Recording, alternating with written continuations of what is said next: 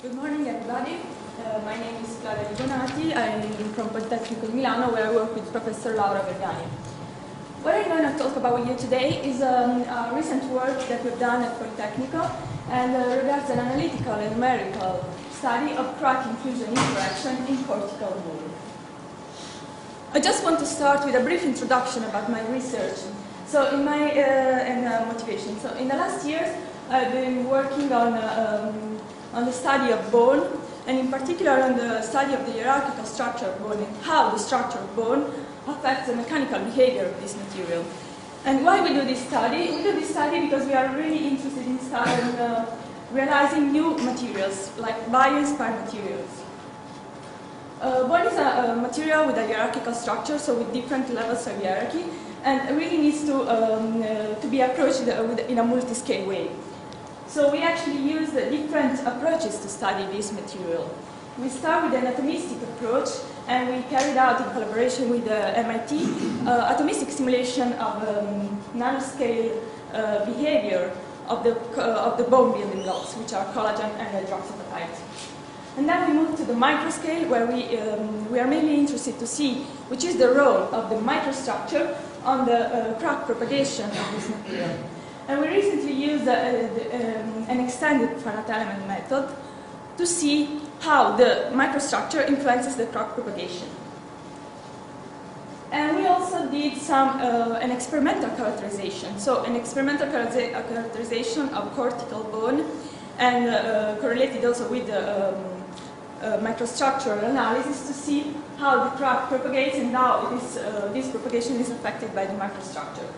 And recently we started also a combined numerical and analytical approach to see which is the influence of all the features, the microstructural features, on the fracture behavior.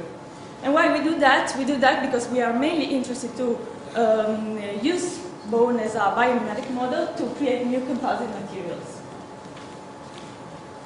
So I just want to start with an introduction about bone. So as I told you before, bone is a hierarchical material where you can recognize different levels of hierarchy, from the nanoscale to the macroscale.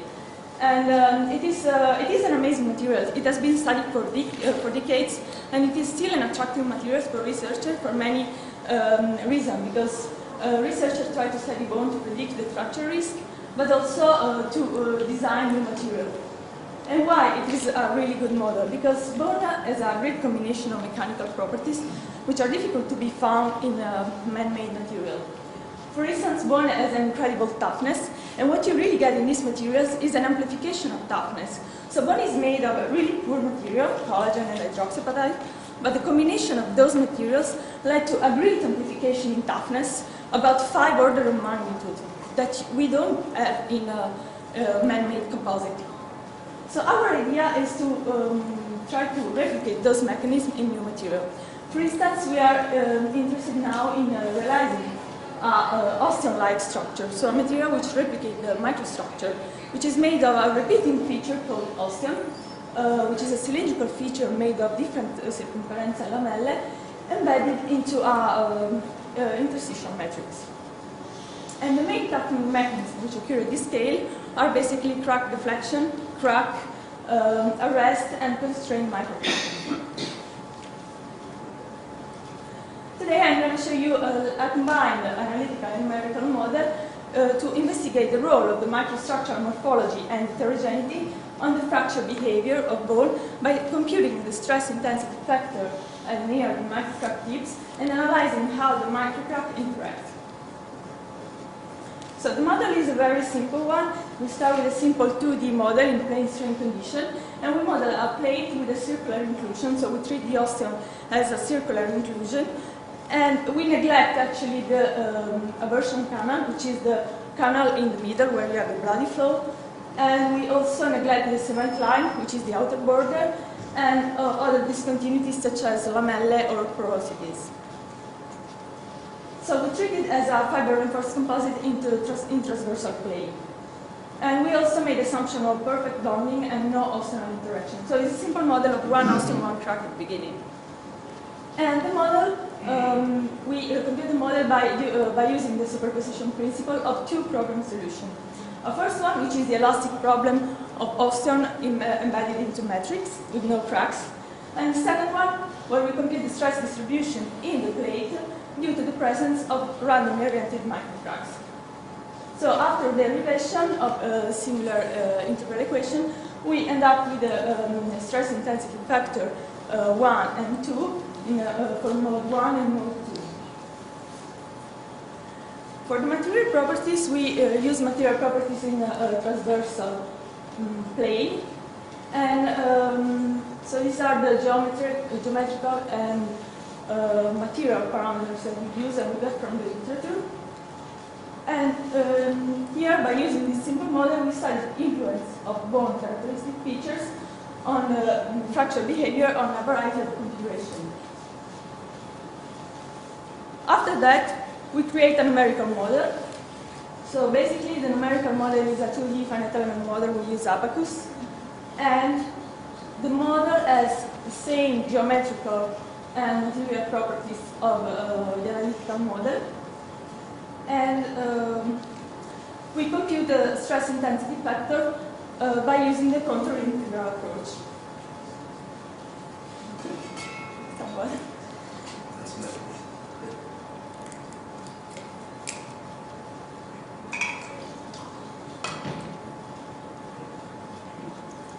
So basically, the model is initially defined for the simple case, for a single osteon crack, and then we extend, once we validate model, we use only this model for more complex cases. Here are some results. So we initially compute the result for the properties that I showed you before on the table, and then we also consider another opposite case with a stiffer osteon. So the osteon in the second case is stiffer compared to the interstitial matrix. And we realize that here we normalize the stress intensity factor by the one of an infinite plate with a single crack, and we realize that the osteon microcrack interaction is limited to the vicinity of the osteon. Then we also plot the result with the function of the angle, so we rotate the crack, and we could see that we got the same trend for softer and stiffer osteon for both the cases, so with a decrease in K1 and let's say bell-shaped K2. And then the stress intensity factor, we realized that it is independent of the properties, so of the material properties, but of course the values are slightly different. So in the second case, the stiffer osteon, we get lower values. But we are happy to say that we get a really good comparison with the literature, either in terms of trend and also of the results, and also a good comparison between analytical and numerical solutions. So the maximum error that we get is 2%. For this reason, we decided to continue with the numerical model. And in the numerical model, we extend the model. So in the previous slide, there's a comparison of the results, numerical and analytical. In second here, we use the numerical one and we add the second track, so we keep the first one fixed, and then we move the second one by translating and rotating and analyze all the results. And we observe that the second microcracks actually reduces the stress intensity factors on the tips of the first one, leading to the phenomenon of stress shielding. We also try to model the cement line, which is the outer border, about 3 micron. Actually, in the literature, it has been found to be 1 to 3 micron. And we got actually a small variation of the stress intensity factor, which gave rise to the fact that we actually neglect this part for this model. So, as a remark, we have seen that toughness is strongly affected by the morphology and heterogeneity of the microstructure of bone. And what I want to point out is that this is a simple model with some limitation. For instance, we have been adopted the linear elastic fracture mechanics, which is not really appropriate for bone, because bone is generally considered a quasi-brittle material, and when resistant to crack growth occur, then there are several toughening mechanisms that are involved, and then we cannot really use linear elastic fracture mechanics anymore. And also, the model is very simple, so we did not include discontinuities such as porosity, lamella, version canal, and cement lines. And we consider only the case with the crack in the interstitial matrix, which is actually the place where it is most likely to be found, but still is an assumption. And only, for now, we only have a single Gaussian model, so we didn't consider the Gaussian-Gaussian interaction. So as a further study, we want to extend the model by using the finite element model, and we want to investigate also the interaction with more Gaussian.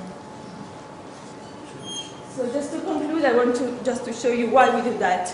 We do that because we are interested in seeing how all those parameters affect this fracture behavior in order to optimize the initial design that we have done. So until now, we have designed a couple of materials, a couple of biomimetics materials, and one of that is this one. So this is the scheme of the material, and this is the cross-section of the material we realized. And this material is made of carbon fiber and glass fibers, and it is inspired to the microstructure of the human bone. So we made this material, and we also tested the material, and we are happy to see that we could actually mimic this crack deflection behavior that we have in human and also mobile bone.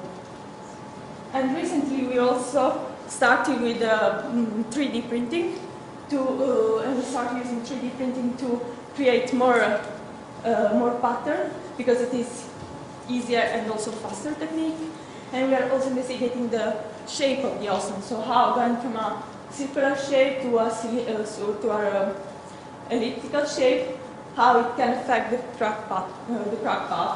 And we actually get a really nice crack path. So we got this crack which is not straight propagating, but it goes only through the matrix. So I have concluded. Thanks for your attention.